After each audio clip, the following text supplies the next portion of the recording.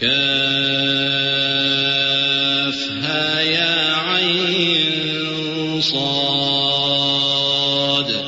ذكر رحمة ربك عبده زكريا إذ نادى ربه نداء خفيا قال رب إني وهن العظم مني واشتعل الرأس شيبا ولم أكن بدعائك رب شقيا وإني خفت الموالي من ورائي وكانت امرأتي عاقرا